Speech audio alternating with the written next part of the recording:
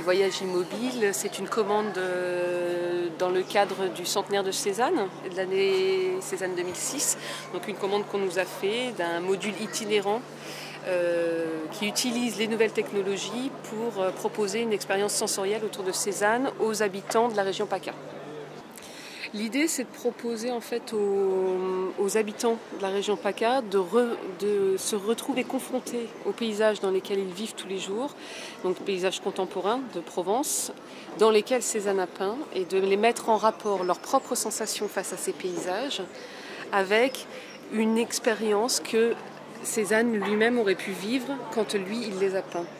Voilà, donc en fait, on leur propose de se promener dans un paysage, donc avec une interface tactile. Ils peuvent se promener dans un paysage qui se dévoile en fonction de ce qu'ils ont envie de regarder, à la vitesse à laquelle ils ont envie de le découvrir.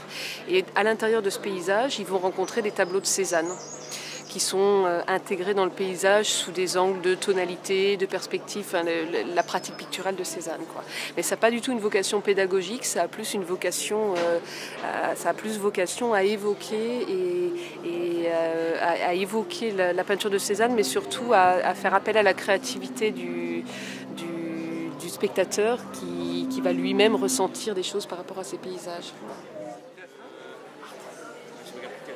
Je travaillais avec un artiste qui s'appelle Stéphane Pia, qui avait déjà développé des œuvres comme ça, qui est déjà exposé à Arborescence, c'est comme ça que je l'avais rencontré.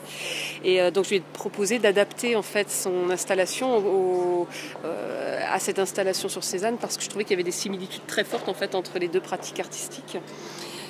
Donc effectivement, on se promène, grâce à cette interface tactile, on peut choisir à la fois sa vitesse de défilement, aller vers le haut, vers le bas. On rentre jamais à l'intérieur du paysage, c'est pas de la 3D, hein, c'est vraiment plus une découverte. C'est un travail sur la recomposition 2D en réalité.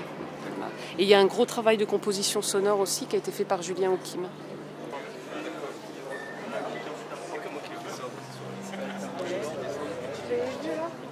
Oui, Il n'y a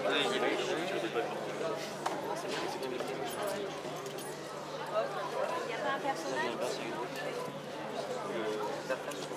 qui fonctionne bien. On a bien.